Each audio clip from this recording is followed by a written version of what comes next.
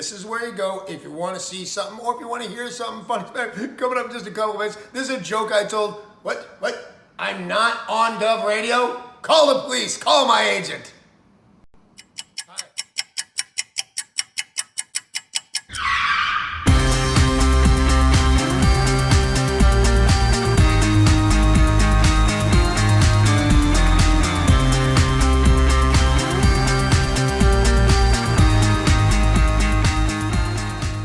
Tony, welcome to Gun. Hey, Joe, how are you? I gotta pat you down though, pal. Oh, yeah? Yeah. All right. Got anything on you? Anything I should know? I got nothing. Anything weird going on? What? All right, you go in, Tony. Good. Thanks, Joe. Appreciate it. Thanks.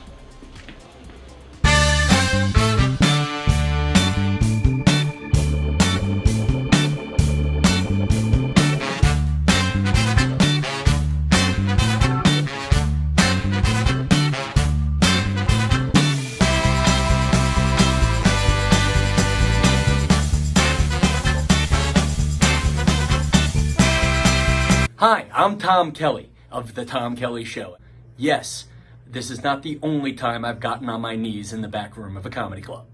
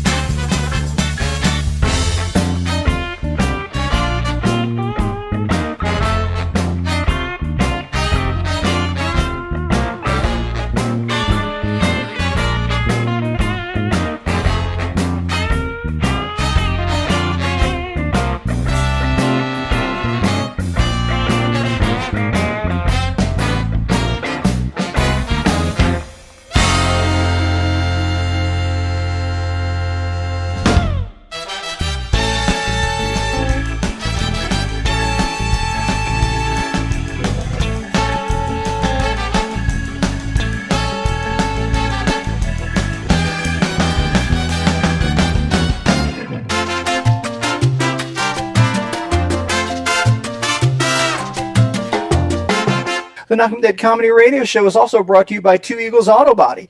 For more than 25 years, Two Eagles Auto Body has been the leader in auto body repairs and customer satisfaction on Long Island.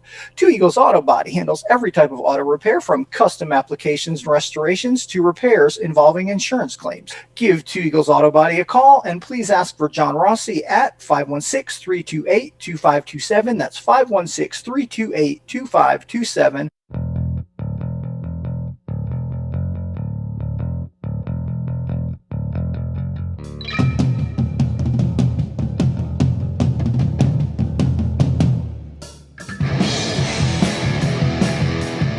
Hey, how do you say there, people? It's Johnny Brennan, creator of the Jerky Boys, also of Fox TV's Family Guy fame. I just want to let you know you're listening to Tony on the Knockem Dead radio show. They're gonna keep knocking them dead, so keep listening, you wacky sons of bitch. Right there. Over and out there, sweet Charlie. Long time no see, man. Hey, man, I miss you guys, man, at Knockem Dead Comedy Radio. Hey, Tony, you're not funny, and you probably shit yourself a lot, and you're no fun to be with, and you don't make that much money, and you're not going anywhere in show business, and I hope you get hit by a bus.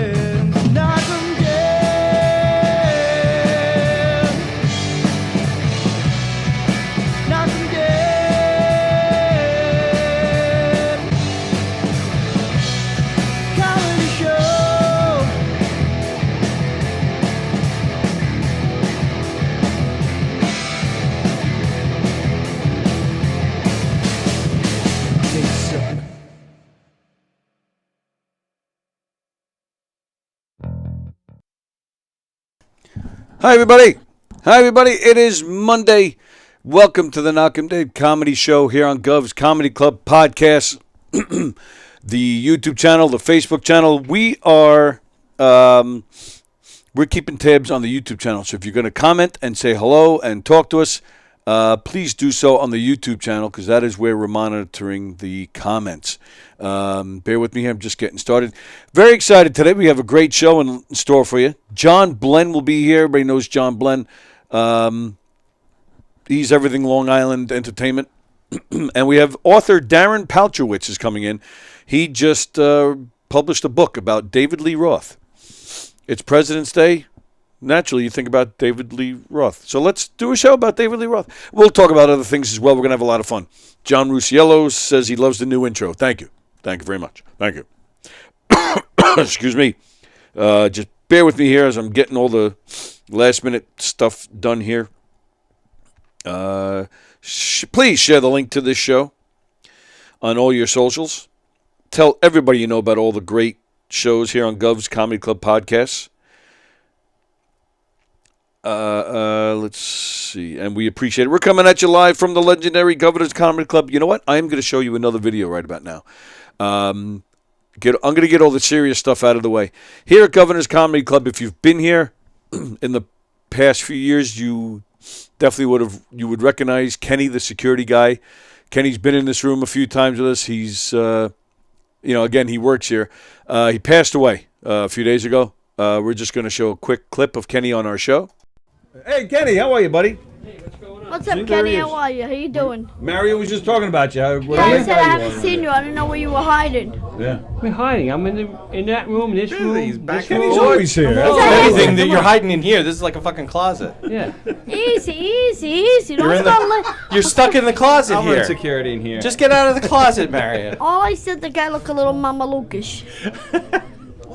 I don't even He's know. talking about you. Sorry. No, I love Kenny. Kenny's He'll the pick you up best. with one finger, toss you right out of here. No, Kenny's Not the on your show. After your show. No, that was Yeah. no. We'd No, love to do please it on the do. show. We need a viral moment. You don't Absolutely. need to wait. Well, I can't stay here and talk to you, Mary. I got some work to do, you know? I say right. one thing. Come here, Kenny. Kenny is such an amazing. He's going to be a grandpa again. Oh yeah. Third Congratulations. times, right? Third Yep, third time, and he's great. He's going to be an amazing grandfather. What I love about him is he's always showing his pride, joys, his grandchildren, the growth of them getting bigger and beautiful family. He's just scared because you thought you were No, going to kick his ass. I'm Oh, telling you Mama the way. Lucas. I'm kidding around. He knows I'm kidding around. He knows the way I am. But on the when I was All right, bye, Kenny. Go protect. Thanks, Jake. Okay, Mario, stop talking. Right. Hey, Kenny, how are you, buddy? Yeah, shut up, Mario. Shut up. There you go. So that's we're remembering Kenny, security guard here at Governor's Comedy Club. He did a lot of other things too, but great guy. I believe, and I probably shouldn't speak out of turn, but I do believe there was some kind of cancer thing going on with Kenny. So all the best to him and his family. He actually was also involved with the Levittown Fire Department, which Knockem Day Comedy has done murder mysteries for. Or murder mysteries with, I should say. So once again, best wishes to Kenny and his family and everybody here at Governor's. He will be sorely missed around here. So, all right, and I want to get some other serious business out of the way as well. You know what? Let me see if I can find a picture. Larry Russell. You may have seen his name here. We talk about him often. He watches our show often. He's been on the show a couple of times. Let's see. Yeah, okay. Here's a picture. Not a great picture, but sorry, I should have had this set up, but all right, I'm going to throw this there. I'm going to get rid of this, and I'm going to move that, and I'm going to put that there. Okay, and there we go. Oh, John Blenn has arrived. You come in. Yeah. Hello, John Blenn. Hello there, Tony. Didn't want to interrupt. No, not at all. Not at all. Just quickly, I'm just finishing what I was talking about here. Larry Russell. Do you know? You don't know. Do you know Larry Russell by any chance? Because you know everybody. Yeah, he can come in. Sure. What's that? No, I know the name, but I don't believe I know Larry personally. Larry Something Russell. happened? Larry Russell is he was the first bass player when Billy Joel started his solo career, and Larry Russell was his bass player, and he put. That's all right, Darren, you come in, and he put together Billy Joel's first touring band. So, but Larry's been going through some health issues. There's a GoFundMe page. Hi. Yeah, last row on the left. Yeah. Showbiz. Is she with you, or did she just Yeah, walk that's in? my wife. Okay. I'm teasing. All right. So, so Larry Russell going through some health trouble. I'll get you guys the GoFundMe link. You guys want to help Larry out. He's been a frequent guest on the show, and he watches regularly, and we wish him all the best. All right, let me fix these cameras. All right, let's see. That. All right, let me crop this so I can get you guys in. All right, there's John. Okay, all right, cool. And I go like that. Nice. Okay. Darren is here, ladies and gentlemen. And John is here, ladies and gentlemen. Of course, thrilled to have John. Were you here last night? Yes, it was. Oh, all right. I saw. House. Is that right? Yeah. Yeah, absolutely. I saw a picture. Ivory Fields he always takes a ton of pictures and he posts them. And there's a picture of him and Joni. I'm like, is that Joni? I think that's Joni. But I wasn't sure. She won a raffle. Yeah, she certainly did. What did she win? Anything good? Just your standard gift basket. So who knows where it's going at this particular point? Well, what's a standard gift? Are we talking alcohol? There's a bottle of wine in it, and right. there's a soap and a bunch of other things. Basically, you can make a mess of yourself and then clean yourself back up again. Good answer. Very nice. Well, congratulations to Joni on winning a prize.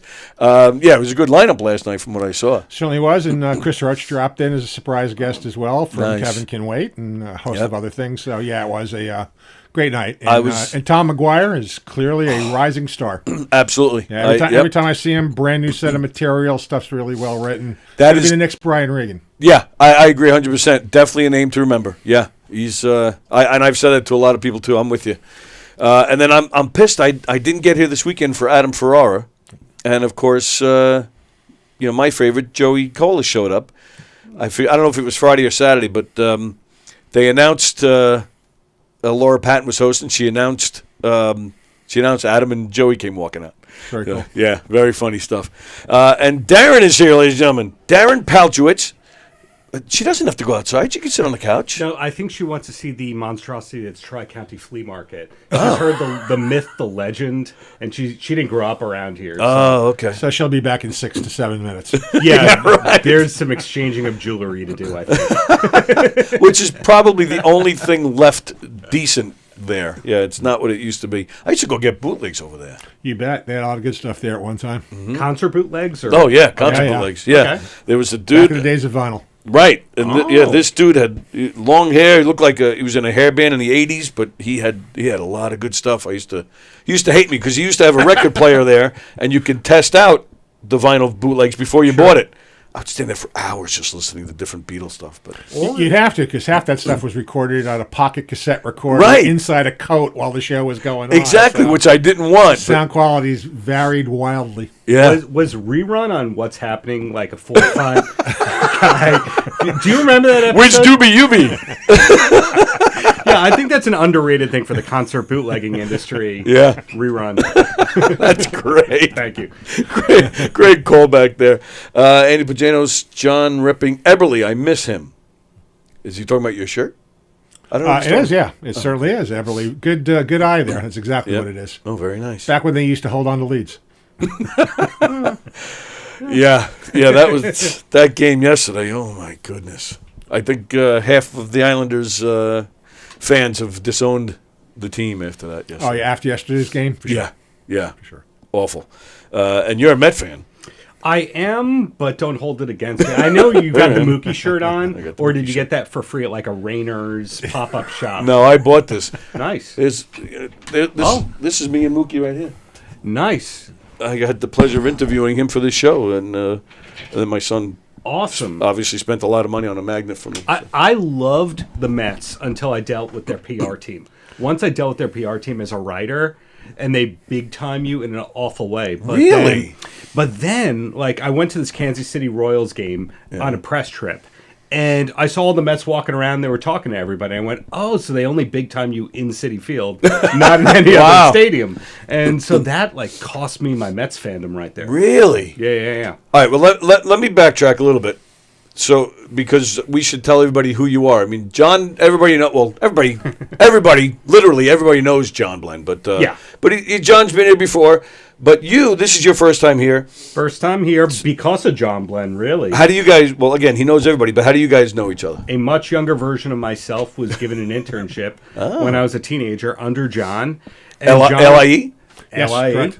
And then John is why I started to come into Governors when I may or may not have been 21 years of age and was interviewing a lot of the comics playing here and reviewing shows and all that. And Bobby Sladen made fun of me here. And a lot of the who's who made fun of a very young me. What were they making fun of you for? What'd you do? You shut up. That's all you got to do with yeah, these true. guys. More or less. True. Like Sladen will just make fun of anybody, right? Yeah, right. Yeah, so that's great. Started coming here 20-ish years ago, and my favorite comedy club in the world is Governors. Mm-hmm. Absolutely right. I couldn't agree more. The crowds are always the best. Always, really. And the comedians will tell you that too. The headlining acts will tell you that too. Because you go into places like the city, it's all tourists, and most of them you say hello and they're offended. Where here, sure, you can just let it all go. They're ready for it. Exactly. So now.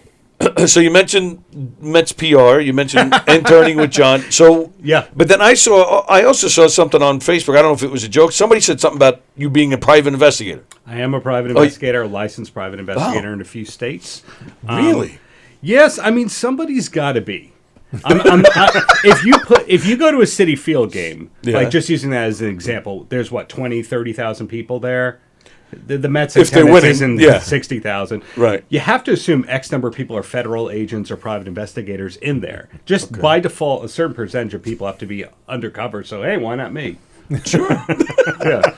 So what are we talking? Like cheating husbands or murderers? What are we talking about? Missing people? That is the lowest rent stuff. If you never want to get paid, do that stuff. Never want to get paid? Wonderful. Really? If you don't want to get paid, so if you want to get stiffed, and then you also don't want to conclusively solve any case, go with that stuff. Really? It's great.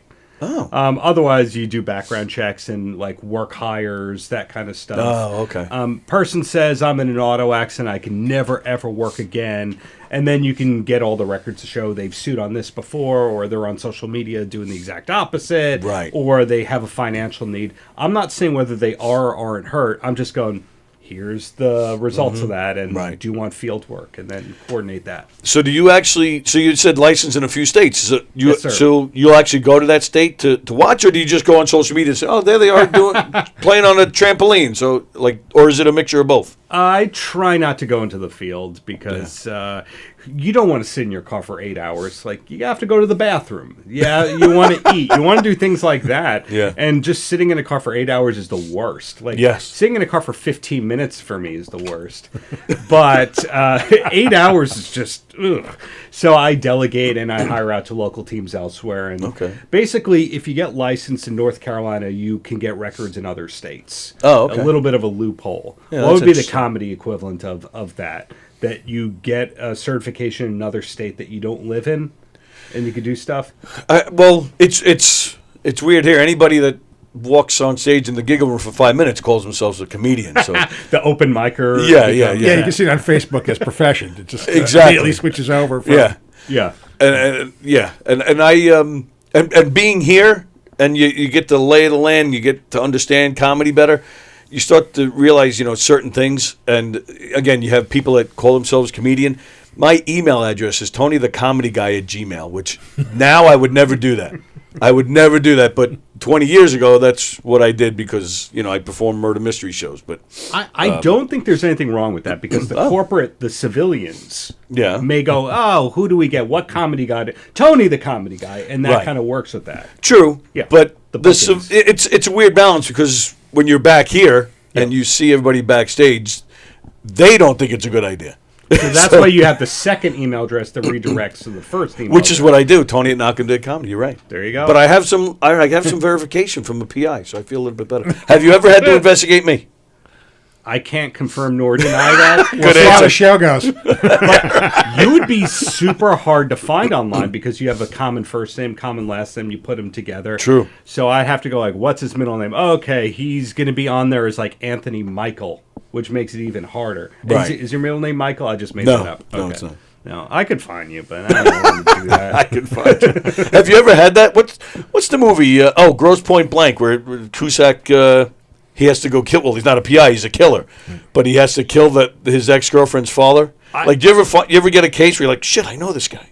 Yeah. Really? Yeah. Oh, wow. It's not fun. A guy who sold me a bootleg bass guitar as a kid, his daughter had a claim, and it was like, oh, that's great. I've seen open micers who had car accidents. There was a professional wrestler who was with the WWF in the early 90s who became a construction worker. It's as ugly as any profession you can imagine. I bet. I'm sure it is. Wow. Even show business? Yeah, right.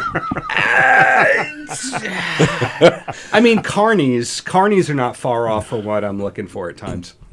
And speaking of Cusack, am I allowed to ask you about that? Sure. I can, really? Yeah, go ahead. Oh, I was half kidding, but what is the deal? What is going on with this guy? He took a gig with us and a lot of other theaters around the country to make an appearance and talk about High Fidelity. And great movie. He did it during the strike. Then, as the story goes, he got a movie in China that was not SAG union, so he could go do that to pay his bills. So he postponed all of his live appearances and rescheduled them. Then, right before our second reschedulement, the movie theoretically was running overtime, so they had to back it off again. And then they just canceled it before arriving at a third date.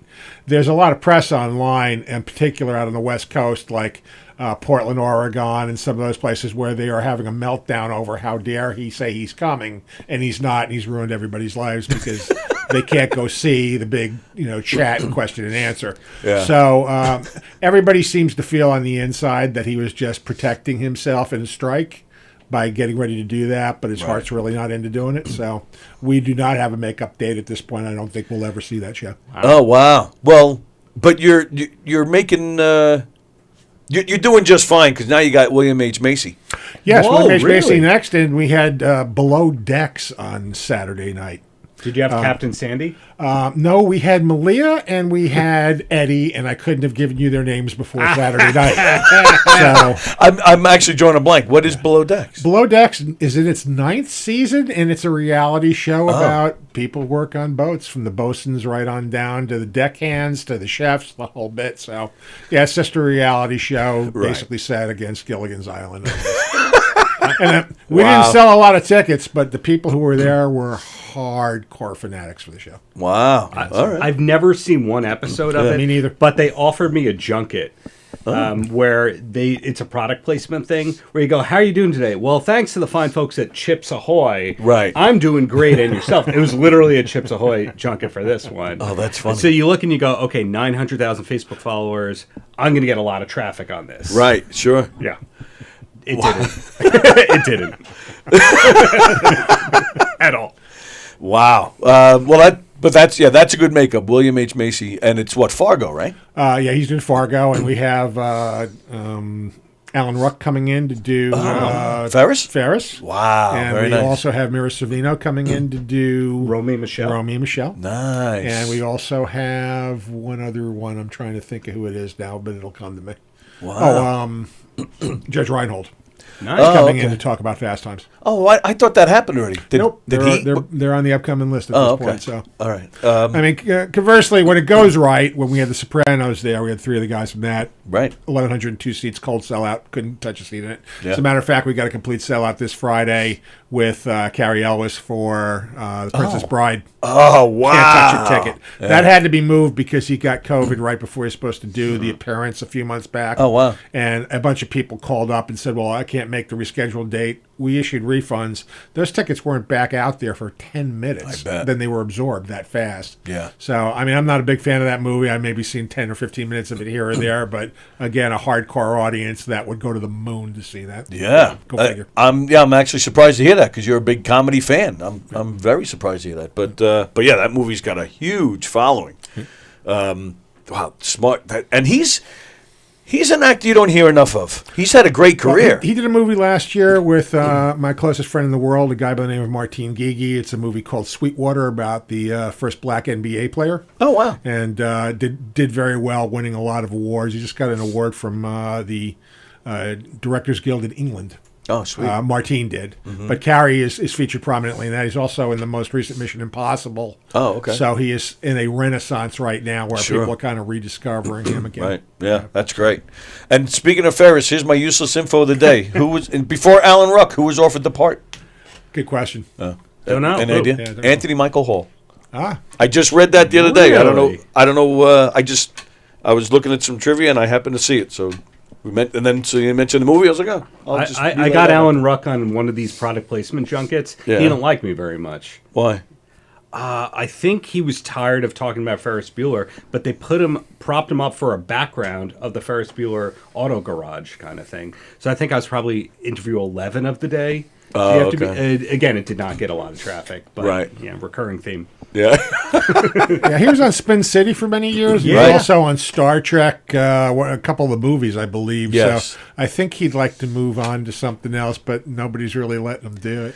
Right. I go back and forth with my opinions on that. I mean, I understand you want to talk about other things, but at the same time, this is what you've had a career because of that. Right. You know, so I don't know. But he took the paycheck because of the Ferris Bueller tie-in for like a Super Bowl ad or something like that. But Succession, is that a show? Yes. Oh, he was on that too? He was on that, yeah, which was an enormous hit for HBO. Yeah, sure was. Yeah. Very nice. And how does that work when you get? Are these people like William H. Macy? Are they going?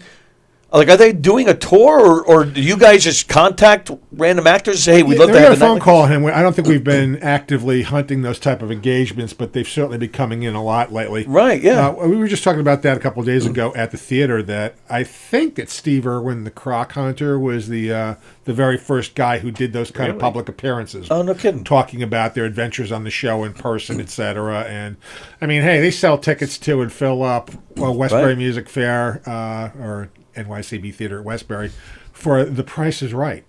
They're going to do a game show there. Right. It's not even being taped for television. They're just doing the game show, and people will flock out and pack the room for it. Yeah. So Yeah. the desire to go listen to reality show people talk about their experiences or people discussing the behind the scenes live for a fee, it's a booming market. Right. Well, I'm sorry to rudely interrupt you here, but tying into Governors, wasn't the brokerage basically the leader in all that with all the soap opera things? Yeah. That would Once sell upon a it out time, in like which 3 minutes. Brokerage is part of this fleet, too. Yeah. Right. Yeah. Which is what actually I was going to say the same thing because they just had some soap opera guys here like a month ago. I mean, this place, you would think. You'd think Kevin James was here. I mean, this place gets mobbed when the soap opera guys are here, and they're fanatical. The people who go to see it. Oh, yeah. Absolutely. And again, but I just can't believe, like you said, you can't touch a ticket. I just can't believe how much it sells out. I mean, people are all over. Like this place is nuts when these soap opera guys are here. You would be stunned by where they came from to see these shows. Besides, I bet, we had a lot of people on Saturday that came from overseas that watched that show. Came from down south, Florida, Georgia, Mississippi, to come up and see cast members from that show. Wow. You never know. And I mean, the Springfield is another guy who was also a soap opera star once upon a time, too. Yeah, and right. Told me the last time I saw him that he still has people running into him talking about soap opera he's on. And what have you been doing since, Rick? Oh, my goodness. A couple of hit songs. I remember you had that Jesse's Girl thing. What have you been up to? Wow. That's about 35, 40 years ago. So. Crazy. Yep. What about, all right, so Rick Springfield. What about David Lee Roth? Have you ever worked with him? Of course, yeah. And he's been at Westbury, if I'm not mistaken. He certainly was at Westbury. And I was just talking to somebody a couple of days ago, like right after your show, actually, that came up to me and said, he played Malibu? It's like, yes, he did. Oh, did he? He played Yeah, he Malibu? played Malibu once when he was on his solo trail shortly after Van Halen there. So, yeah. But, this guy right here is like, probably knows more about David than David does himself these days. Well, all right. So thank you, John, for that. Here we go. How David Lee Roth Changed the World, the DLR book by Darren Paltrowitz. Am I saying the last name right? Yeah, it's like Gwyneth Paltrow with the "it's" at the end. No, seriously. It is. I just never. I didn't piece that together. That was awesome. Yeah. So all right. So the book. I'll ask you first. Like, what made you want to write a book about David Lee Roth? Kind of growing up as a Howard Stern fan, I was a big fan of people asking questions not related to the interview or the product and throwing them in. So there was a while where I was just throwing in these like, so by the way, last question here, who is the best lead singer of Van Halen? I was doing that to inappropriately to people, but then at the same time as someone tapes interviews 5-6 days a week, realizing, okay, I'm speaking to Steve Vai, okay, I'm speaking to Billy Sheehan's, okay, oh great, I have a whole book here. And I showed it to every literary agent I could find. One said he could sell it. He sold it, and then you go, I got to write a book now. So basically, I realized I had all this material related to Roth and Van Halen. Let's find a home for it. And then along the way, there's people like John that I realized, oh, he's got Roth stories. And Mitch Schneider, who is Dave's publicist for over a decade. And you go, wait, so they'll give me real stories on top of the source materials, on top of the public records I could pull as a PI? There is a book. And wow. That's the book. All right, so that's interesting. So as a PI, did you actually do that? Did you? Oh, yeah. Really? I got Dave's helicopter pilot's license, his EMT license, corporate records, because Dave will say, this happened, and blah, blah, blah, blah, blah. And then you'll pull the California corporate records and go, that did not happen. Oh, wow. Or that happened in a different time, or he overlaps stories. Which answers my next question, because he did put out an autobiography. So yeah. I was going to ask what the difference is, but I guess that's it right there. Well, there's more of that. Like the autobiography was 97, I believe it came out. Oh, it's been that long ago? Yeah, over Holy 25 crap. years. Wow. So there isn't a book about Dave until this one for, close to 30 years.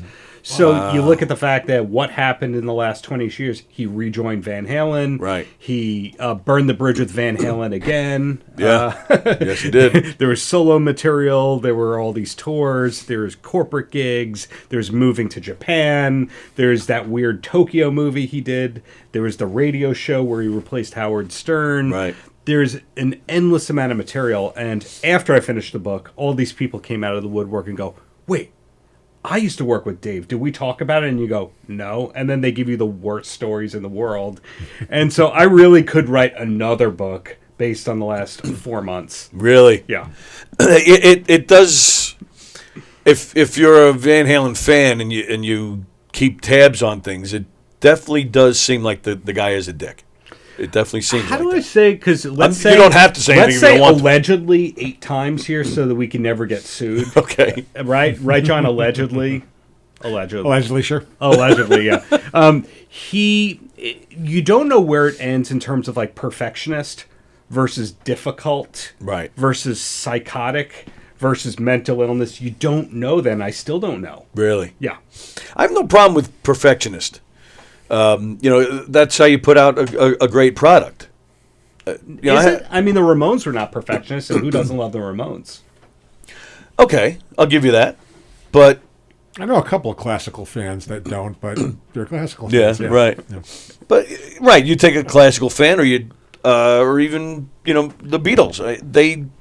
They strove for perfection, and their product came out almost pretty close to perfect. Or even in athletics, I mean, I always said, and I'm a Met fan, but I've always said that Derek Jeter is probably as perfect of an athlete the closest to a perfect athlete. Never had any problems, off the field. Always the consummate professional on the field. Like he came close to perfection. His numbers are outrageous. And he strove for that. So, I don't have a problem with that, but yes, but then being difficult and psychotic, of course, there's a difference. I started this book as like the biggest David Lee Roth Van Halen fan, and anytime somebody would go like, Dave is crazy, then I would go, oh, you don't understand. He's playing chess and you're playing checkers. And then the more you dig into it, you go like, no, that is a crazy person. Over time, it becomes a little cloudy. But a very smart.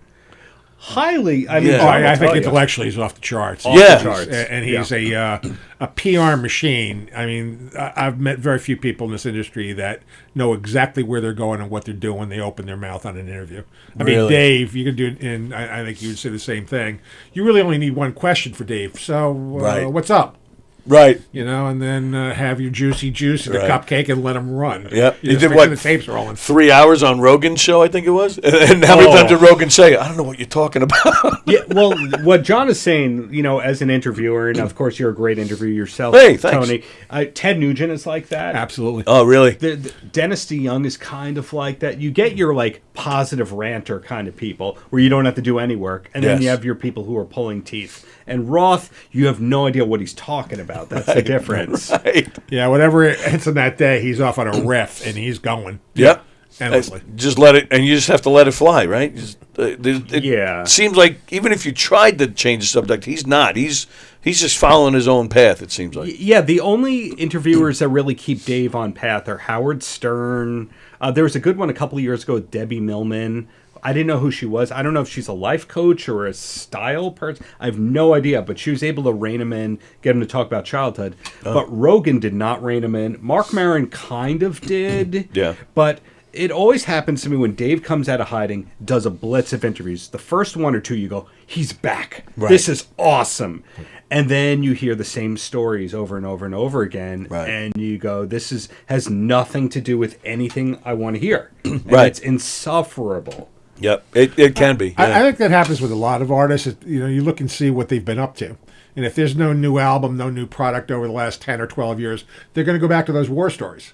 Same thing with a baseball player. If you go to interview somebody who was a star of the 1993 World Series, right? What's happened in the interim, that if you get them with an interview right now, if they still love talking about those same stories, they're going to go there. If that's the only real highlights of their life, that's where they're going to go. Right, and that's it right there. It's a highlight, and that is what most people want to hear. Like going to a concert and wanting to hear the greatest hits. Well, I mean, even look at radio programming in general. It's like, I'm not going to name names out here, but the stations we have in our backyard. Yeah. It's like, are you really just playing the same 4 Led Zeppelin songs over and over and over again? And the same 3 Joan Jett songs, the same 3 Eddie Money songs? That's it? Yep. And the possibilities of what you could have and what you actually get.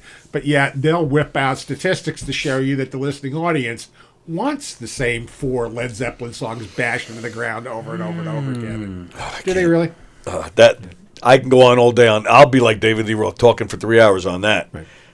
Yeah, that makes. But if nuts. it's interesting, I'll take those 3 hours. Right. When Dave is telling you, you're asking him how he's doing, and then he's talking about tap dancing influences. Right. That has nothing to do with any reason why I like David Lee Roth. Right. So when David Lee Roth, he did Rogan twice, and both of them were these long things. He's talking about how he's going to get a gold tooth, and you're like, okay. Made sense at the time. Yeah, what are you talking about? Right. But sometimes when he goes into these long-winded stories, he's so smart that you go, wow. But then when you actually fact-check these things, you go, that's not true. Really? Totally not true. That didn't happen. That's the case with a lot of these guys, right? They'll change a lot just to make the story better, or for whatever reason they change a lot of their details. One of the things that John Blenn told a very young me was never let the truth get in the way of a good story. And that is good. But the thing is, when you also do interviews where you say that you remember everything, which Dave does. Dave says things, because I worked as a teenager as an orderly in a hospital, you have to remember everything. Because of my piano teacher who is a Holocaust survivor, I have no idea what that has to do with it.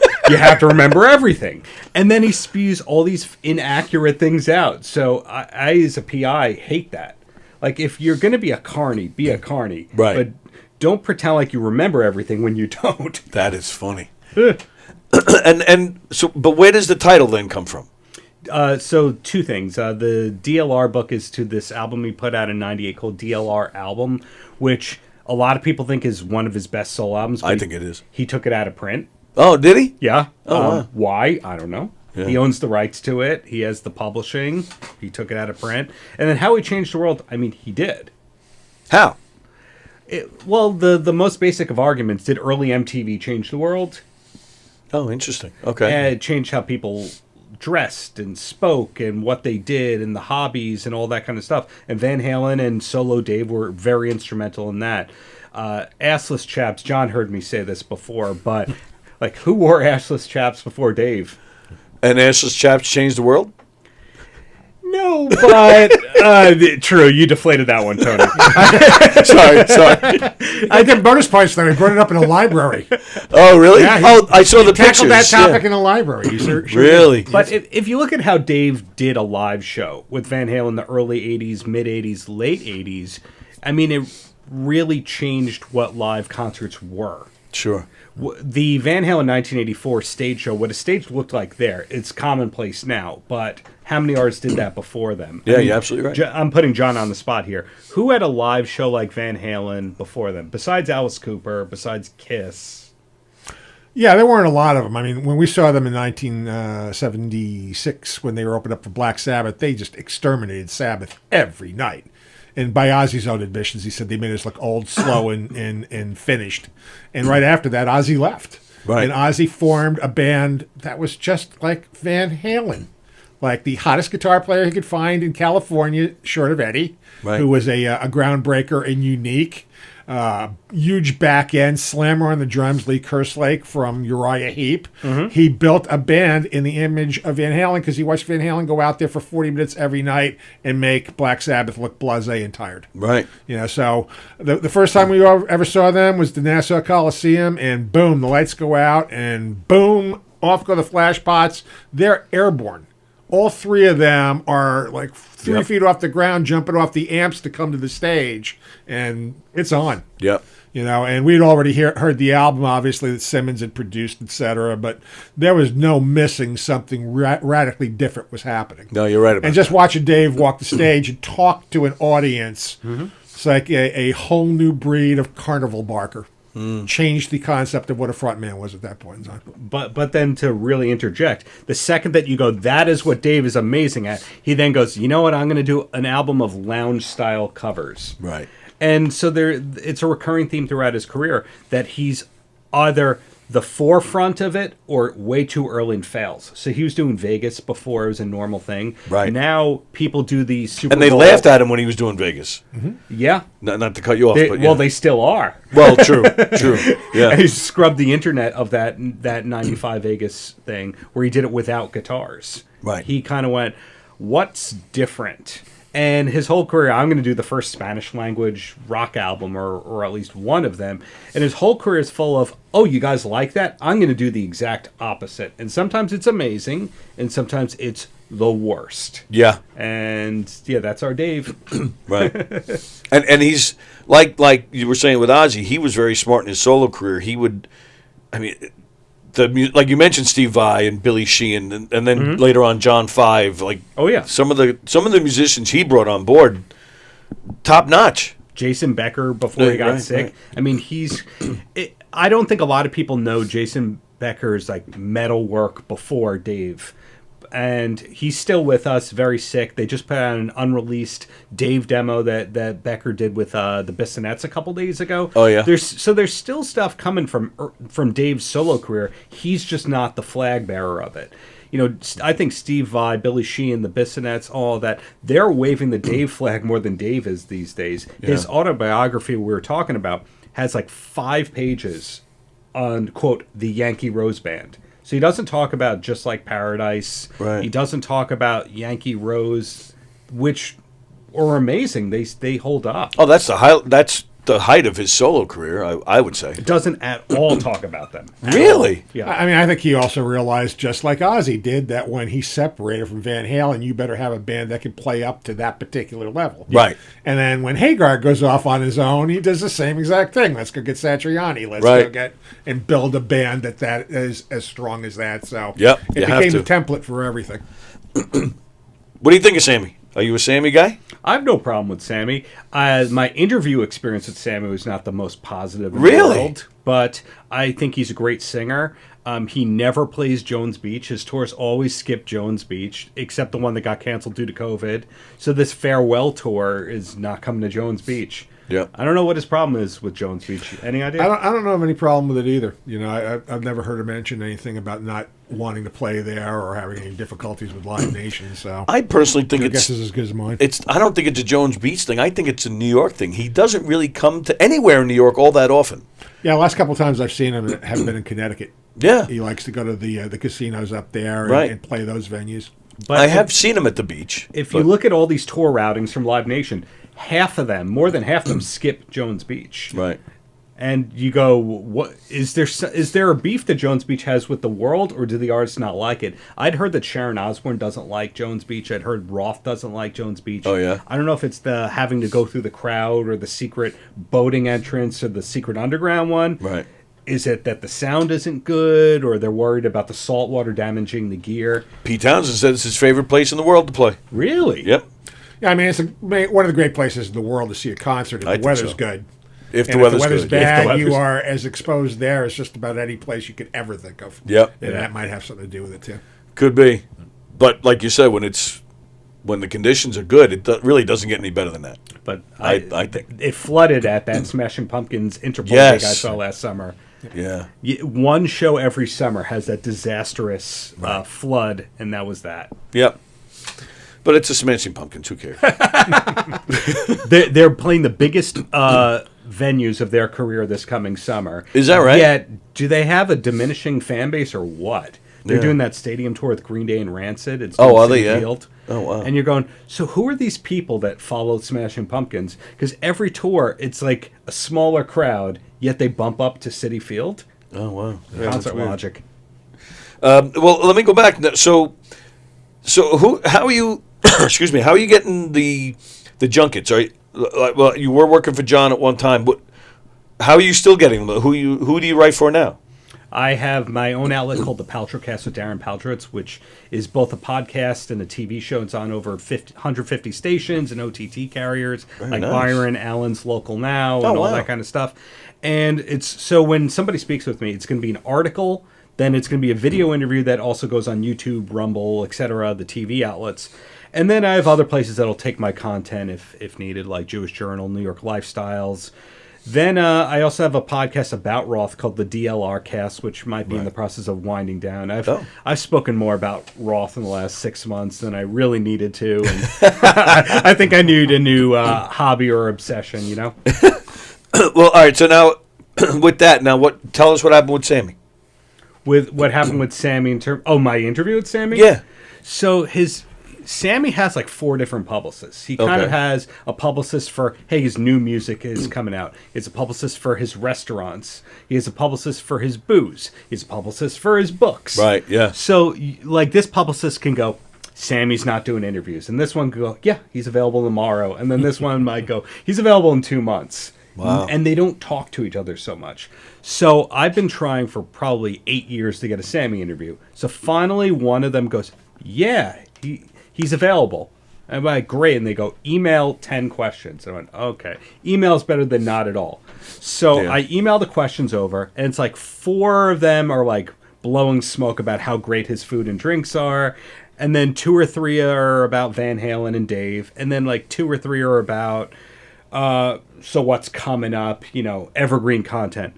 And they come back to me a week later and they go, hey, good news. Sammy answered these by phone. Here's the audio. Oh. I went, cool. Yeah. So they sent me this audio file of Sammy talking to one of the publicists, and it's a phone conversation they didn't edit of poor audio quality. Oh, wow. It's like, Sammy, so this writer wants to know blah, blah, blah, blah, blah. And the first or second question, he's like, and I don't know, make me sound smarter than that, because I don't really know. Like, you're the professional. You fix it up. Oh, they wow. didn't listen to the audio. They just sent that to me. So I went, hey, was I supposed to get this? And by the way, are you transcribing it or am I? And they're like, we'll check. And then ultimately they gave me hell about what outlet I could use it for, and they didn't answer like 6 of the questions. Wow. And it just became about his drinks. So I don't know. That kind of soured me on Sammy the human being. But John, did you interview Sammy? I've interviewed Sammy a couple times over the years, and I've had nothing but really good experiences with him. But I've sat in a room with him across a table, live and in the moment. I wouldn't take an interview. I'm like one of those old school guys. If we're going to do it via email and they got all the time in the world to go, well, what's the really coolest way I can answer that, and what's the funniest hook line I can put? Right. It's got to be in the moment. Yep, I'm with you. And you lose something. Obviously, everybody knows you lose something on the written word. That if you can't look them down the barrel of the eyes, even phone interviews are a different animal because you can't. You say somebody, did you enjoy doing the last album? Oh yeah, it was one of the great experiences of my life. But they're on the other end of the phone going, yeah, it was one of the greatest experiences of my life. As they're doing a million other things at the same time. Yeah, and they're rolling their eyes and they're being completely sarcastic. And if you don't pick that tone up a certain way, they seem sincere that it was one of the great experiences of their life. But that's not what they meant. So sitting across the table from Sammy, I found him to be incredibly positive. But we're going back a ways. The last time I interviewed him, when I wrapped up with him, he said, where are you playing this weekend? I said, excuse me? And he goes, where's your band playing this weekend? I go, not a band. I'm just doing a journalistic job here. I came in to interview for the paper. Why'd you ask? I just figured I'd come out and see your band, check you out. Because I don't know, maybe I'd jump up with you if things were right. He could have been nicer to offer that. He's the only guy in my entire career that said, I'd come out and see your band. I was like, that's interesting. But he also, when I talked to him, went all the way back to when he was working on a garbage truck as a 19-year-old married man with a kid. Right. And like literally playing gigs until 3 a.m. and going directly down to get on the back of the truck and pick up garbage until mid-morning and then sleep the afternoon away and go out and play the show in Buffalo, New York, no less. Right. So he showed me a lot of his humanness and a lot of his challenges and a lot of the less noteworthy and happy moments of his life. I loved his to book. let me know who he was. Yeah. I'll always have a lot of respect for him for that reason. I loved his book until I fact-checked a lot of it. Oh, really? See, John and you were sunshiny about this whole thing, but I made it my mission, like, I want to clear up all these myths about Van Halen. So in Hagar's book, he talks about how Van Halen sold more records with him than Roth. Not true. Not true? Statistically not true, factually not true. He says that Van Halen was not selling a lot of tickets live until the 1984 tour. Not true. Yeah, it's not true. Yeah. Yeah, so he has all these things that try to make him look like, I'm Van Halen. And then Roth, meanwhile, is going, I'm Van Halen. And then Alex Van Halen announces his autobiography yesterday. Over a weekend. I have no idea why on a holiday weekend, on a Sunday, you think that the right time to say, ladies and gentlemen, I never talk. And now I'm going to talk, and it's on a Sunday of present. Did he even announce it? I only know about it because Amazon started taking the pre-orders. Blabbermouth or one of those sites, I think, pushed it out into the world. Oh, yeah, okay. And I still haven't gotten the press release on it. But, I find Van Halen really tiring because Dave's doing that, Sammy's doing that, Alex is quietly doing that, kind of Michael Anthony's doing that, kind of Wolfgang is doing that, and then people also go to Sharon. So you don't know what the true story of Van Halen is anymore because you have all these people fighting. Right, which is basically, that is what the story is. Just a bunch Mom of guys and that are Dad, constantly stop fighting. Yeah.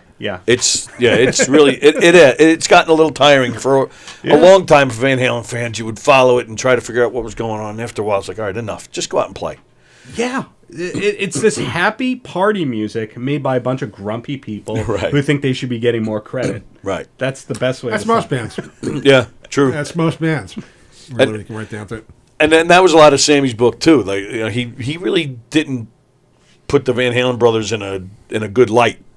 No, I'm wondering if Alex is going to take the high road with this book or if he's going to burn the village down because supposedly he was the management. He was the one who was taking care of all the business for Van Halen, but wasn't talking publicly. Right.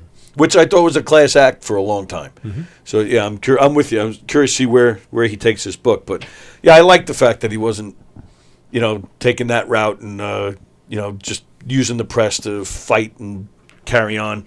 Yeah. Just play the music and shut up. Shut up and do the comedy. Shut up and do the music. Play your guitar. Shut up and do the art.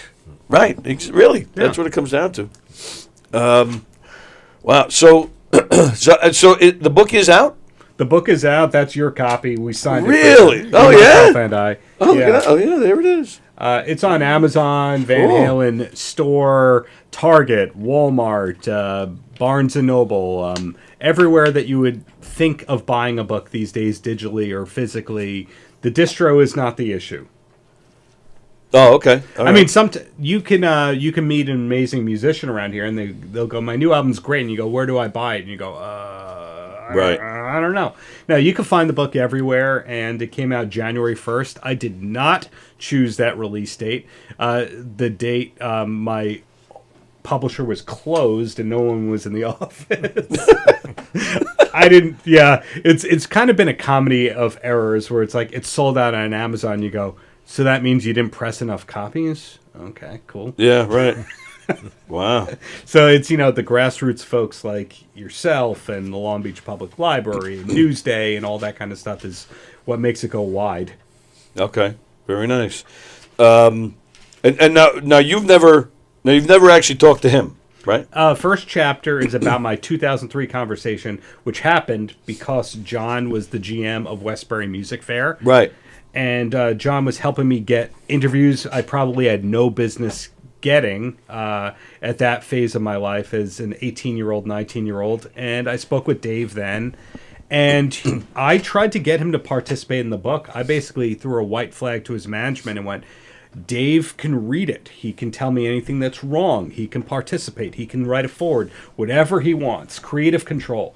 No response. Oh, okay. And I went through the proper channel. Dave has this one lady who's his accountant / manager / handler. Really? Rumored weed carrier, allegedly.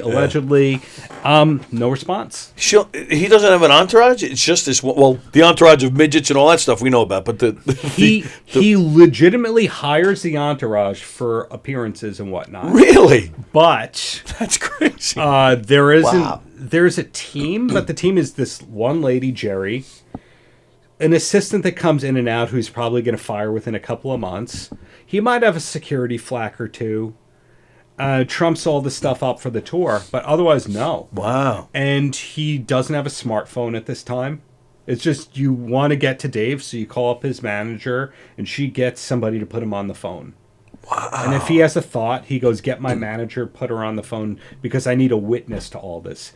This is a very strange guy. Yeah, absolutely. Well, you go on his YouTube channel, too, and the rantings that goes on there, too, and some of the weird songs and the dancing videos. Like, what the hell is this guy doing? So those dancing videos, I hear from a reliable source, are old. Well, if you look at some of them, you know that they're probably like 10 years ago or so, yeah. Yeah. And so he's got that person. He's got this audio engineer named Tom who worked under Brendan O'Brien. He did big albums for Springsteen and Rage Against the Machine and Pearl Jam. And then there's a social media person. I'm wondering if it's the same person. And that's it. And Dave goes, I want this posted. And they go, yeah, okay, Dave. Right. And then you kind of want to go, Dave, this is a bad look. You are making fun of a deceased person. You sure you want to do this? God damn it, I do. Right. And it goes up. And so the last few years have been just this free fall on social media of Dave. Right. Not a good look. No, not at all. Or unless you like the dance videos and I insulted you. No, not at all. Not at all. You don't like the overalls and the dancing in his house. And the remaking of Van Halen songs. I don't know what all that is. Do you like him feeding the cheeseburger to a dog statue? No. No. That's why you became a big fan of Dave in the first place, right? Yeah, sure. What about the squirrel statue that he's dancing with on his property? No? That lost you? No. Sure, it seemed like a good idea at the time. Yeah, so you go like, that's the big disappointment for me, because you have one of the greatest frontmen of all time, if not the greatest. Right. And this is what he's putting out. Yeah. So I have like 15% of the Van Halen fan base hates me because they're like, why are you knocking this guy? He's clearly thinking about this and their strategy. And you go, there is? Is there really? Really? The squirrel statue? Right. The dancing with the overalls? These knocking his former bandmates in personal ways? These re-recording Van Halen covers in a bad look? Right. And then pulling them a couple weeks later after you put them out? There's a chess game going on? Yeah, right. Really? Okay. Is there anything in the book regarding his voice? Because that's been a big topic of conversation. Like, this guy can't. It's just not there anymore. Like now people are talking about with Bon Jovi, McCartney. Unfortunately, I mean, but he's 80-something years old. But these guys, yeah, they really. Lee Roth was never that great of a singer to begin with. There were errors when he was great. Yeah, well, it was great for the music they were putting out. No, I'm gonna take you to the mat and say there were errors when he was great. Okay. 99 to 2007, he was great. The first Van Halen reunion, he was great. Okay. And then it kind of boils down to, is he taking vocal lessons or practicing good stuff on his voice, or is he back to smoking cigarettes and then focusing on other hobbies that have nothing to do with music? Yeah. Is he doing his calligraphy, I'm not kidding, or sword play or something stupid? Is he getting his full body tattooed again?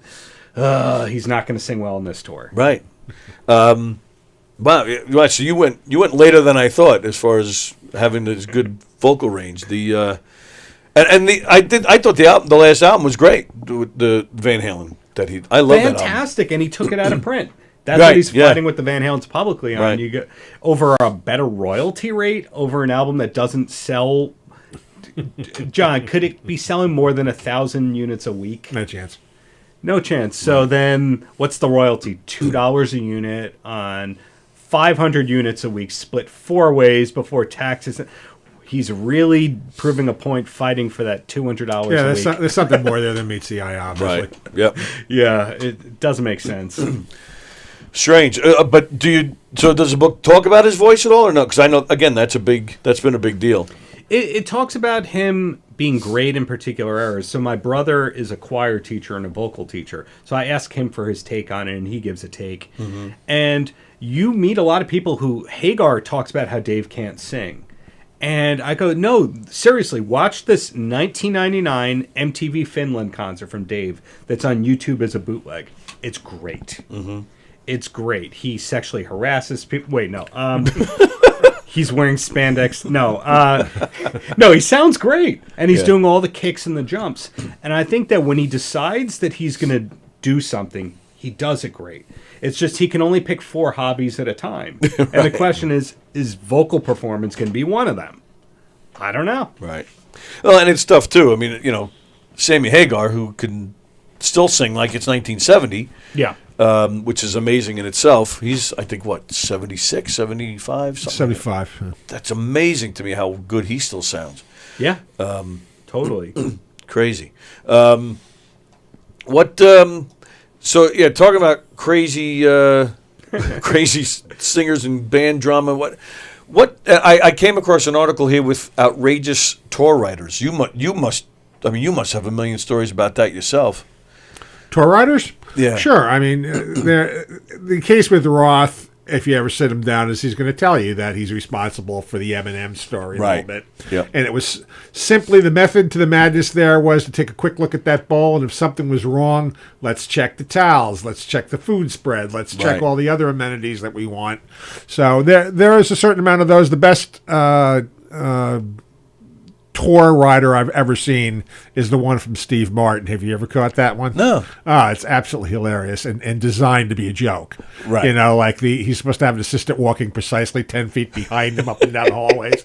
They're not to make contact with Mr. Martin when he's yodeling. Oh, that's fantastic. All these different crazy things and certain food elements in it that are absolutely ridiculous. And they'd send them out, and some people would look at them and panic. They're like, where are we going to find half this stuff? It's like, it's a joke. Right. It's an absolute parody of a writer form. That's fantastic. What a genius. That's the true meaning of the word genius, is that man. And the funny thing is to ever meet Steve Martin, it's tough to have a conversation with him for like 2 or 3 minutes. He's, I don't know if the word's awkward. He's just shy and not particularly communicative when you're talking to him face to face. But on paper, when he's got time to conceptualize, unbelievably brilliant. Yeah. Ever hear about how he approaches autographs and selfies and all that? No. He supposedly, or at least this was 5 years ago, pre-COVID, has cards in his pocket that say basically, "Congratulations, you just met Steve Martin." So that's the proof. He's next level on everything. Oh, absolutely. If I can add about a writer thing, Yeah. Kevin Baldus from the band Lit, who took the photos for my book, one of the things in Lit's rider is an, quote, autographed photo of Ronnie James Dio. So every dressing room that they go into, they have to see that and they go, okay, our writers listen to it. Well, that's got to be a Brown M&M's thing. Right, exactly. Yeah. Oh, that's funny. Dio's been, unfortunately, in the ground, 10 years? Yeah, which is, that's unfortunate, yeah. Yeah, my mother, at Westbury, as a matter of fact, my mother saw Steve Martin in 1965 or 6, opening up for Dionne Warwick. So the whole audience just didn't know what to make of this. Wow. Eventually, she said they came around and started laughing, but at first they just didn't know what to make of it. I think if you look at Martin's trajectory, he has perhaps the most logical and best executed career trajectory of anybody you'd ever see. Really? He started out performing at Knott's Berry Farms, literally the equivalent of Disney World out there. Yeah. Doing close-up magic, playing the banjo, roaming around. Became an opening act for a lot of the people that passed through there. Was seen by the Smothers Brothers, who loved him, brought him in as a writer. Right. Yeah. Went to Glenn Campbell because Glenn Campbell said, "Come write for me, and I'll put you on the air a couple of minutes every week." Right. After he got through to that point, he went out, started doing some live shows and headlining clubs. Also, a world-class banjo player, to say the least. Yeah. And then at that point, he becomes the king of Saturday Night Live as their absolute pinnacle of hosts, and then does albums, wins a Grammy for a comedy album, does the a first live one, tour, if I'm not mistaken. Yeah. Goes on a live tour and does a farewell tour and says he's never going to go do stand-up again, and he doesn't. He doesn't go back out and do it ever again. Yeah. The fourth and final album of Steve Martin's Warner Brothers career, Side 2, is playing the banjo. It's called the Steve Martin Brothers. And it's split right down the middle. One half of it is current Steve Martin. Yeah. The other one is him with dark brown hair, full beard, a banjo hanging off of his shoulder, looking like the nitty-gritty dirtbag who he keeps time with. Yeah. So now he's indulged his banjo playing, and he goes, wow, he's quite a banjo player. Steps into movies, does The Jerk, has the #1 film, and it's Goodnight Irene. Gone. Money. Yep. And then eventually he gets to the point where he does Grand Canyon and takes on a role, in a smaller role, doing a dramatic part that is, it's got a little humor to it, Right. but it's much deeper than anything he had done in film up till that point. That's correct. So everything he needed to knock down to have people say, Steve Martin can do whatever he wants. After that, Broadway play, books. Yep. Can I interject? Because I think he left out one thing. Wasn't he the first comedian to do arena tours? Yes, he was the first guy to play basketball stadiums and hockey rinks. Absolutely correct. Wow. Yeah, think about that. And didn't he learn? I think I remember this from the book about door deals. Mm-hmm. He was maybe the pioneer of door deals. Oh, is that right? Yeah, he absolutely understood that there was more money to be made by taking a lower guarantee and back end money on a door deal, and he cleaned up on it.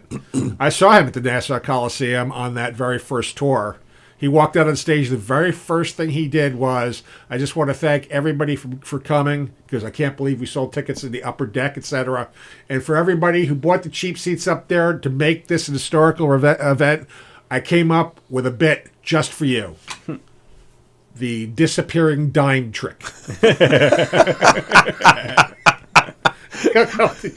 What? And that's when Arena started putting screens up there, so everybody exactly. could see. Yeah. Exactly. And that at that point, he actually had screens on either side, and they went on when he did that. That's great. But first, he let the laughs ripple for a minute, and then all of a sudden, the screens went up. He's got projection screens. Wow. Again, thinking ahead of the curve Sure. and being a great creative mind. Supposedly a big art collector, too. Yeah? Yeah, he's got, and some of those guys will really surprise you, like Paul Sorvino, who everybody thinks is the penultimate gangster in movies. I worked on a film with him a few years ago. Art, sports, I mean, you name it. Yeah. He knows a lot about a lot of things. There are those guys out there that go way beyond. Oh, yeah. Which kind of leads back to, talking about, Darren mentioned about interviews. I'm sure you found the same thing. If you go off the reservation with, you found out this guy has a particular passion for like yogurt or something, and you hit that area that nobody talks about, you got a friend for life. Right. They're going to be totally different with you on the interview. Absolutely. Yeah. One of my favorite bands, Faith No More, bassist Sure. Bill. When you talk to Bill at first and you ask him about Faith No More, it's like, yeah, it's good to be here, blah, blah, blah. You ask Bill about his new solo release, yeah, it's good to be here. But then if you ask him about the Serbian brandy known as Rakia, Rakija, and then you learn he has his own kind called Jebiga, and so he imports Rakia. Wow. He's your friend. Right. And so every now and then, I see a Facebook post and it's liked by Bill Gould. And I'm like, oh my God, Bill Gould likes my stuff. All because I asked him about Serbian plum brandy. Right. Yeah. Well, and I've learned that from being in here. You show that you did your research. You instead of the usual, so how'd you get into comedy? Like, fuck. You know? And they, like you said, then they're your friend for life when they really get to talk to you. Yeah, because you go beyond what makes them a celebrity or a star. You've gone into, I have an interest in you as a human being. Right. And they connect with you on that level. Right. It's like the first time I did an interview with Martin Barr from Jethro Tull, I called up the publicist and I said, is Martin available? And she goes, no, I'm sorry, Ian isn't doing any interviews, and if he does, he's just going to do... Did you say Martin? And I went, yeah. Yeah, she just assumed you're talking about Ian? You want to talk to Martin? I went, yeah, absolutely. Yeah. Does he do interviews? And they're like, yeah, I would think he does. He called me from England. He's like, hi, this is Martin. This is John. It's like, yeah. He's like, has there been a mistake made? It's like, what kind of mistake? Because were you supposed to get the in or something? I was like, oh, no, I asked for you. Right. Been friends with him ever since. He's Oh, still that's the great. same genuine, incredibly sweet guy. Has a lot of interesting taste. But he was with Jethro Tull from the second album through their 40th album until Right, they had yeah. the ugly split at the end of it. But Right. who's going to know better than him about the tours, the stories, the arrangements of the music? Because all the stuff's written by Ian Anderson. All the guitar parts are Martin going, what do you think of this? What do you think of that? Which has just about as much to do with that band's sound as the flute does. And and then they think it's cool. Somebody knows who I am and what I'm contributing to this. Steve Morris, which, by the way, breaking news here, Steve Norton, the Dixie Dregs are coming to Patchogue. Oh, wow. Their farewell tour, yeah. The date hasn't been announced yet. There was a loss in Steve's family. So we're, out of respect, it's not been publicized yet. It will be after all the personal stuff's done. But Steve Morris, years ago, I was tipped off by a publicist, had just gotten a pilot's license. And I went in and do an interview with him, and I said, so how's flying? What are you flying these days? He's like, how'd you hear about it? Right. It was 20 minutes of flying and piloting and going through lessons before you even get to talking about guitars. But ever since then, every single interview with him's a joy because it's not, hey, Steve, how's the band? It's, hi, Steve. Right. We had, it's when you mentioned Joan Jett earlier, we had Ricky Bird in here once. Oh, yeah. Sure. And we went out to dinner first, and he didn't want to talk about music at all. Apparently, he's a big comedy fan. Yep. Yes. And he was telling me these bad dad jokes the whole time at dinner. I wanted to kill him. We get back here. He brings his guitar in, but then won't play. He literally refused to play. He just wanted to keep on talking about comedy. This has got to be probably 5 years ago at this point. And you mentioned the Sopranos thing earlier. They just had it at the Paramount. Right. So I went to see it, and there he was. He's right down the aisle from me. And he freaking remembered me. So, to your point. Oh, so Ricky's got a great memory. Yeah. And I could see it in his face, that he. So I went, Governors? Yeah, I know. Oh. And then he was there with my buddy Liberty DeVito. So comedy and Yankees. And is that right? And sobriety. And sobriety, right? Yes, you bet. And that's with him and Liberty DeVito. They have that. They but do I that have together. to imagine that, and you would know this because you worked with her. Ricky's wife is one of the classic rock publicists of all time. Yeah, Carol Kay is the best. So Absolute the doll. two of them probably at dinner don't want to talk any music whatsoever. They were a delight to hang out with for the night. Yep. Yeah, they were great. They were really great. And I forgive me. I've told this story several times on this show, but that happened. I met Billy Joel once at his motorcycle shop. Same thing. I mean, if you want to talk about playing Yankee Stadium or like the guy couldn't have been more uninterested. Yeah. But you're there with his bikes, which I know nothing about. But all I said to him was, Bill, I noticed there's not a lot of Harleys here. Well, that's because, and if you walk with me, and we're walking through the place, and I'm like, I have no freaking idea what we were talking about. One of my close friends rides a bike, and why this stuck with me, I have no idea. But he told me years ago that sometimes if you see a Harley guy driving, in between the lanes on the highway, because they have to keep the mufflers, they get air cooled, and obviously you don't want them to overheat. So sometimes, and again, sometimes the other guys, they're just doing it because they're assholes. But the Harley riders, they respect the road, so they're just trying to keep their mufflers clean, cooled. So I mentioned that while I'm talking to Billy Joel. I had, again, no idea why that even stayed with me, and that's the only thing I know about a motorcycle, about a Harley. So I just threw it out there. I had no idea if it pertained to anything, and I really thought he's going to throw me out of here. But I said it. He looks right at me. He goes, "That's a good point." So if you look over here, and with that, he got underneath a motorcycle. He's laying on the ground, and I'm like, "What did I just do to this guy?" And he peeks his head. And he goes, "Come on." I'm laying on the ground with Billy Joel under a motorcycle. And he's pointed to, and I have no idea what in the world. All I could think of while I'm laying there was I'm laying on the floor with Billy Joel. What the hell am I doing here? I spent an hour with the guy. Close to an hour with the guy. Tried to get into music at the end. Wanted no part of it. But did you unfortunately drop Liberty's name? I did not. Okay. I am a Hicksville native, as he is. Yeah. The music teacher that pushed Billy Joel to become a professional musician was also my music teacher. Oh, nice. And this guy was fantastic. So I name dropped him instead, and that actually kept the conversation going another 10 minutes because we were talking about that gentleman. Well, so. I gotta know this. So, average civilians, non-comics like myself, think that David Lee Roth is funny.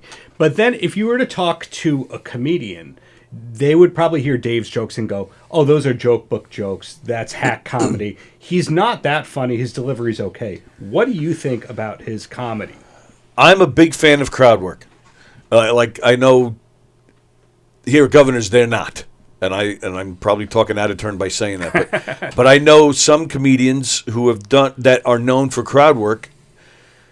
Crowd work doesn't sell well. It just doesn't sell tickets. I think the public and comedians, and you correct me if you disagree or you probably know better, but from the guys I've talked to, they prefer somebody who spent the time to come up with original material that are actually telling jokes. I'm a fan of crowd work. I think if you've done it long enough and you're getting the right people and the right things are happening, to me that quickness is genius, and I love it. That's what I think Dave is good at. Crowd work and messing with people. His actual jokes, they're horrid. Yeah. Yeah. Yeah, I think to me the funniest that Dave is when you delve in, and again, this is pre-prepared, is to look at it, his lyrics, that he has sat down and messed with his lyrics for a while to get him a certain way to say certain things, but a lot of his lyrical content is absolutely hilarious to me. Sure. And yeah, he's been funny with audiences, working the stage, and other times he's completely missed, but that's most people's MOs. There's some audiences that are going to go with you on that. Right. If you're asking me, I appreciate people who are really good with crowd work when you see it, but I wouldn't go out of my way to buy a ticket to see somebody whose act is built on crowd work. Right. Because, and again, I'm a writer. I've been a playwright. I've been a screenwriter. I've been a reporter for almost 5 decades. So the art of putting it together and assembling it so it makes sense and comes out in some kind of a streamlined fashion has always appealed to me. Mm-hmm. But most people are really lazy. So I mean, they're not going to write anything. It's like if I had $1 for every comic I met on Long Island, it's like, yeah, I'm working on a screenplay. They didn't get their screenplay sold because somebody rejected it. They just never got by 3 pages of it. Right. And that was it because they just never put the time and the effort and the energy to work on it. I find it funny, as you know, I produced a short film that we made in here 2 years ago. Mm-hmm. How many of these guys flocked to us? Making a film? You got a part for me? Right. And then, then word put out that we were considering making a second one nonstop. You got a part for me in that one? Yeah, can I be in it? Oh, holy shit. But, it's true. They've all claimed to have written something, and they've all had some kind of contract or a deal. Right. And most of them don't. It's a solitary and not necessarily fun gig especially when you're writing a full piece. I mean, I've had so many people come up to me going, how hard is it to write a play? It depends on how strong the idea is. Right. What's the longest a play ever took you to write? And I went, about a month. And it didn't feel right. And I wrote a play that went over really well that I wrote overnight. And if I was a faster typist, I probably would have gone overnight. The idea was just there. I had a cast coming in and went, oh, wow, I didn't put that to paper. Sat down on a Sunday afternoon and finished it by Monday night at 6 o'clock with everybody streaming in to read it. Nice. And you just never know. But, I mean, if it's there, it's going to come. And if it's not there, it's not going to come. But the ability to sit down and put it to page every day. And, too, as a writer, just in the simplest form of being an interviewer, there's some days the muse is there and it just flies out of you and it's magic. And there are other days where you put in 3 or 4 days of just wrestling with it. How do I get this started? How do I wrap it up? It's hard. And it also has to do, I think, with the people you interview, too. If they spark you, it's much easier to read. It writes itself in a lot of ways. Totally. I think it also depends. I think if you're a fan of that person's work, if you're into that stuff, I've had plenty of people tell me, like this, talking about, music, which I could do all day. I've had several people, oh, you light up when you're talking about the music, and those are the better shows. Oh, great. But I think that also applies. And that was a good point, by the way. I didn't even think about that with David Lee Roth's lyric writing. I mean, he is. I'll even go as far as compared to Chuck Berry. Chuck Berry's lyrics, if you really, everybody knows the hits, but if you really listen to Chuck Berry's lyrics, they're fantastic. Absolutely brilliant. With some great humor to it. There's a reason that there's a large chunk of modern music that calls Chuck the father of rock and roll. Right. And for good reason. Yep. And lyrically, he was another guy way ahead of the curve. Let me just completely change gears for a second. How bad of an actor is Greg Halverson? I'm joking. He's watching, so I just. Well, are you doing good, meaning bad? When people go Prince is a bad drummer. Yeah, right. So that means he's good. So Greg might be a bad actor. And there you go. No, I think Greg might be the preeminent tree actor in America as far as doing scenes with trees out in the wilderness. With a wolf mask on. Yeah, sometimes with a wolf mask, sometimes au natural, but I don't know how an Oscar has escaped him on his tree work to this point. That should be a category. Best tree actor goes to. Oh, that's great. That's really funny. Are you writing anything now? You got anything play-wise coming up? Working on a book right now, so nice. that'll be the next thing about this comedy circuit and 40 years of being around it and covering it. So wow. Yeah, it's cool. So let me ask you guys, who was your hardest interview? Who was your best? Well, you go first. I don't know, because is the best interview because I had a good time or because it got the most traffic? Whichever you prefer. I had the most viewed interview I've ever done. I'm not on camera for, and it was taped a week, 4 weeks ago. It was with Joey Badass and Grantham Coleman. You're going, yeah. I have no idea who either one of those are. They're stars of this show on Stars, the network, STARZ, called Power. And everyone watches it except us. And they have 4 shows in that universe. And every time I do a Power interview, huge traffic. And then you talk about the show Power to people, and they go, I don't know. So everything's kind of in a vacuum these days. My Nugent interviews are always great, but he's doing all the talking. So I don't know what a great interview is anymore, except I'm just happy to do them, and I tape them 5-6 days a week. And I have one at 6 o'clock today with the actress Bai Ling, and she's probably going to tell me she's from another planet. Because she does that in every interview, and you just go, that's great. Tell me more. And some people might think that's a crappy interview, so I throw it to John here. Wow.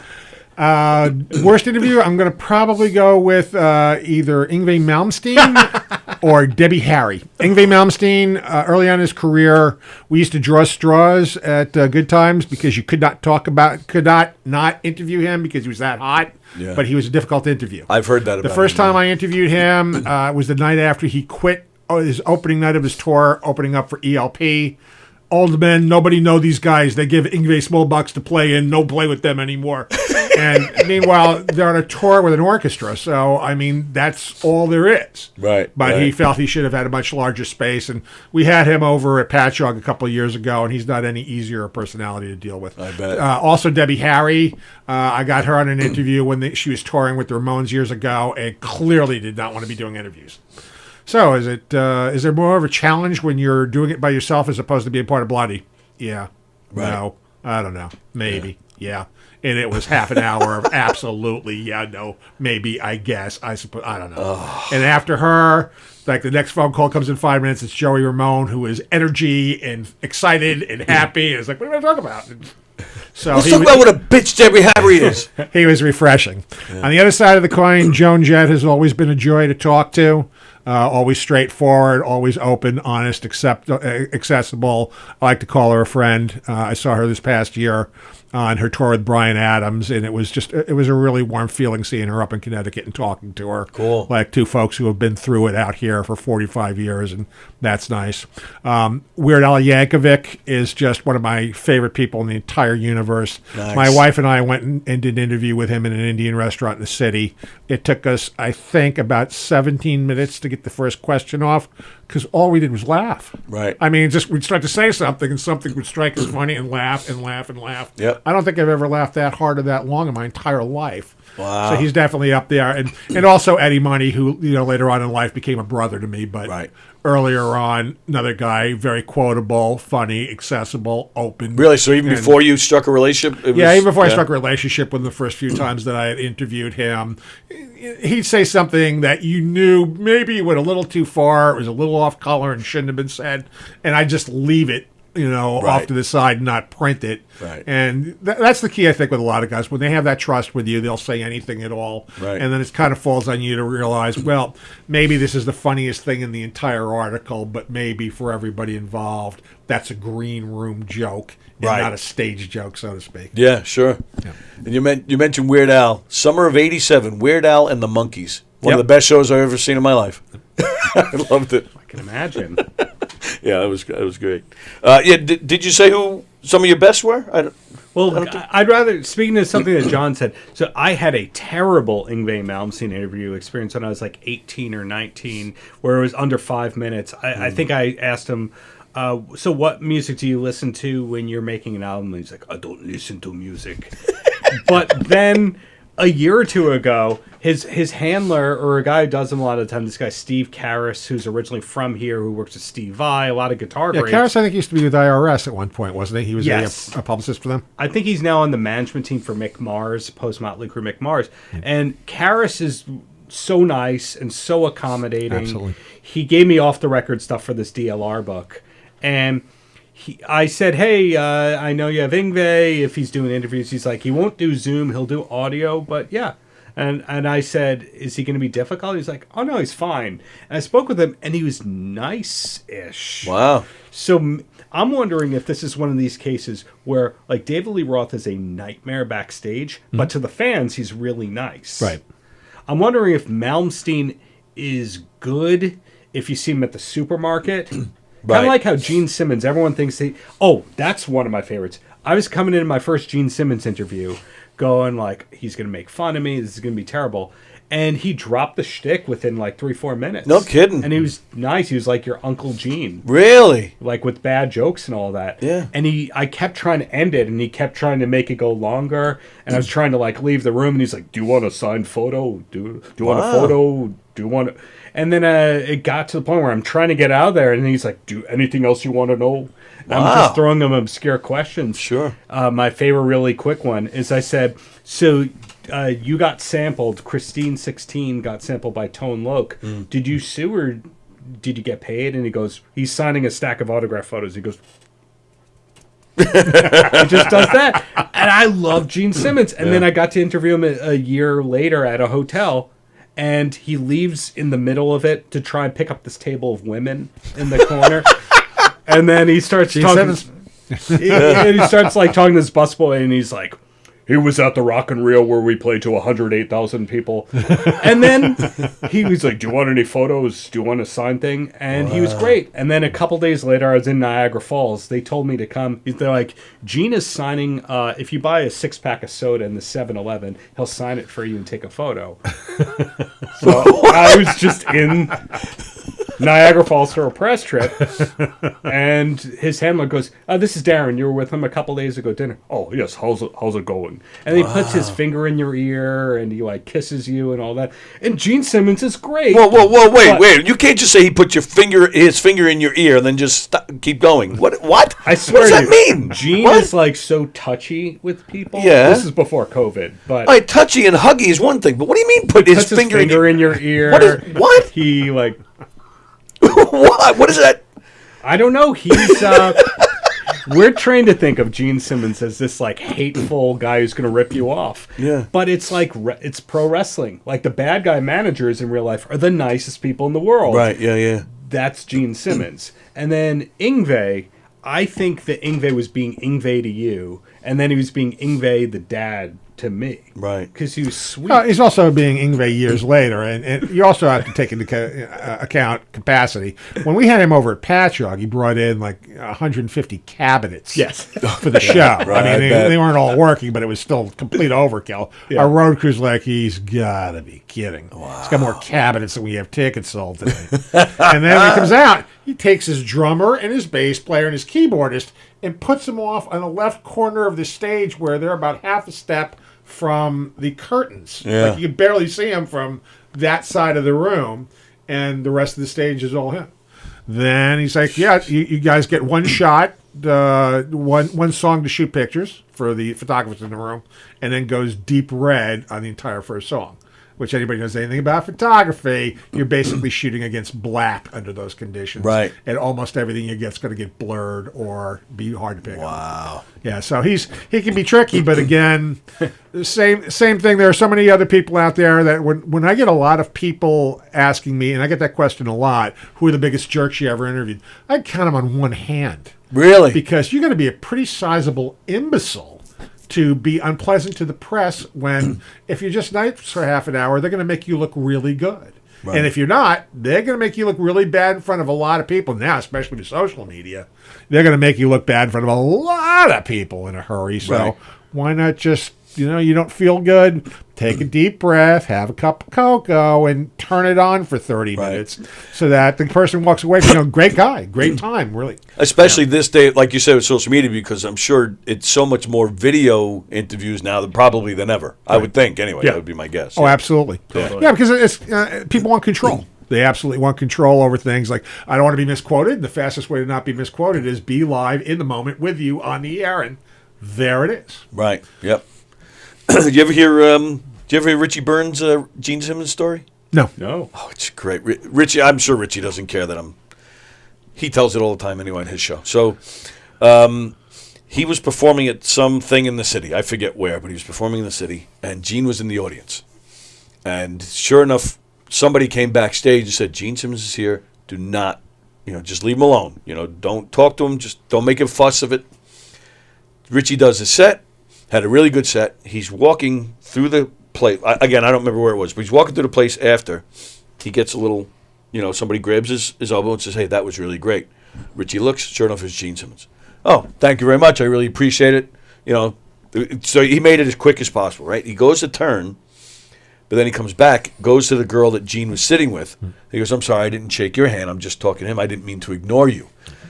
And she goes, oh, thank you very much. She goes, I get that all the time. People ignore me. They're just talking to him. But thank you very much. And sure enough, Gene, all of a sudden you just hear, like typical Gene, that's enough. And that's it. Richie just walked away. Love that story. Love it. Love it. Yeah. You can totally see it, right? Yeah, and you were talking about when we were coming in here, Chris Roach, who's great. When I saw him here a couple weeks ago, he was talking about Kiss on stage. Oh, was he? And it's kind of like Kiss is everywhere, but no one wants to admit that they love Kiss anymore. They're the biggest guilty pleasure of everybody. And who'd have thought we'd be talking about Kiss 50 years later? Yeah. Well, and Greg Halverson, who I mentioned before, the biggest Kiss fan ever that I know of. Absolutely. He's seen them over 100 times. Wow. I took my wife to see Kiss in Syracuse in, I think it was 2014 when they were on the Monster Tour. Okay. And we just hit town that day visiting my family and relatives up there, and we had the first night open. Nobody was doing anything. I said, "Oh, Kiss is playing over at the casino. Call up and see if they got tickets." She looks at me and goes, "Are you kidding me?" I was like, "No, I think you should see him once in your life." Right. She's just like, "Kiss? I gotta trust me. You need to go see him once." All right, we're on vacation. I mean, she'll go to just about anything, but all the way over this. Really? You want to do this? She probably yelled louder than anybody in the building. I mean, it was absolutely, this is unbelievable. Oh, yeah. She's going to the circus, honey. Right, It's exactly what it is. That's great. She couldn't believe what she's been to a lot of, big shows and Rush and Nickelback and all these other guys who drag out a lot of pyrotechnics and staging and moving parts, and even at that, Kiss overwhelmed her. So. Oh, sure. Yeah, you're right. It is everybody's guilty pleasure, for sure. Very nice. All right, so DLR book, How David Lee Roth Changed the World. Where do you suggest they, like Amazon, or do you have your own website? I like Van Halen store, and they're part of Van Halen News Desk. But Amazon, Target, Walmart, Barnes & Noble, wherever you buy your books, it'll be there. Very nice. Maybe. So if you have to have the one tonight, go right to Barnes & Noble, right? Hopefully. That'd be the fastest way. You pull it right off the rack and go home with it today. Yep. Hopefully that, and if not, Van Halen store will get you, or if you find a way to get it to me, I'll sign it for you. A lot of people say, will you sign it for me? Mail it to me, I'll send it back to you. Very nice. That's great. And you have other books as well, right? This is book number 3, but this is the one I'm most proud of. Okay. All right. Very nice. And where could they, if people do want to reach out and ask you questions, ask you about signing it, where can they reach you? Paltrowcast.com, or if you just put my name in the Google machine, Darren Paltrowitz, a lot. Is this a magnet? It is. Nice. It is. Cool. I made the wall of fame of governors, apparently. Does this mean I'm passed? I can just go up and walk in and go, so I'm in town. I get 5 minutes. Mention my name and they'll throw you right out. You do better off if you don't mention anything about it. You are? Check the door in the back, my friend. Exactly. All seriousness, favorite comedy club there is, Governor, absolutely. so thank you for having me. But Anytime. Paltrowcast.com, Darren Paltrowitz in the Google machine, and you'll see way more than you want to. What about you, Mr. Blenn, sir? What do you got? Anything going on you want to push? No, that's, just drop by to say hello to my old comrade here, who I will just simply add about Darren. He was like Cameron Crowe coming through the door. Oh, nice. It's like you knew he was way ahead of the curve, very, very talented. Was a very old soul and a very young body. And you could, first time he turned in writing samples, like, this guy's got it. Nice. You could tell he's got it. Thank you. Very nice. Obviously, here he is, proving the point. You're getting compliments from, this is like the Mecca. You know that. I totally know that, and I shout out John as much as I can. I shout him out in the book a few times. He's on more pages than probably Brett Tuggle. Oh, sure. I met Brett Tuggle once. You got to meet Brett Tuggle? I got his autograph, yeah. Did he put his finger in your ear? No, thank goodness. Yeah, I mean, John is a part. This book about Dave isn't about Dave 100%. It's part about my journey about trying to write a book about Dave, and John pops up a few times along the way. Okay. As does my wife Melissa, who's very patient, who sat through more David Lee Roth concerts than she should have. Condolences. Is she still at the mall or at the flea market, or is she lingering? We'll know when I see how many pieces of jewelry she comes back with. That's funny. Wow, that's right. I forget Brett Tuggle. He worked with David Lee a lot on the solo stuff. Right? He wrote Just Like Paradise. Oh, okay. We lost Brett a year or so ago. Yeah, and without Just Like Paradise, where would Dave's solo career have been? Yet no public tributes, no condolences, nothing for Brett, who was in and out of the band a few times. He assembled the last incarnation of Dave's band. I remember seeing Brett on tour with him that very first tour. He was a keyboard player. And then he went to Fleetwood Mac. Or That's where I met him, Page backstage at the Coverdale, Fleetwood or- Mac concert is where I met him. Wow. Yeah. My brother, you know my brother, but him being the genius that he is, he was working for Korg at the time. Had backstage passes for Fleetwood Mac, which I'm a Lindsey Buckingham nut, so I was all excited. But but he thought they were for after the show, and they were for before the show, so we didn't get to meet the band. So I almost killed him, but we met Brett. We met Brett Tuggle, and Gary Carter was backstage. Wow. Yeah, and I was like, okay, I'm all right with that. I sat down and had dinner with Gary. This was just about a month after he got put into the hall. Supposedly one of the nicest Mets of all time. I've met him 4 times. Always the nicest guy in the world. Always. Such a class act. Yeah. No. In fact, I think, is today the anniversary of his passing? There's a 1 in 365 chance you're correct. Actually, this year, what a 366. Yeah, that's a great answer. Yeah. I mean, statistically, there's, what, a 0.3% chance or something like that you're correct. So hopefully you're right.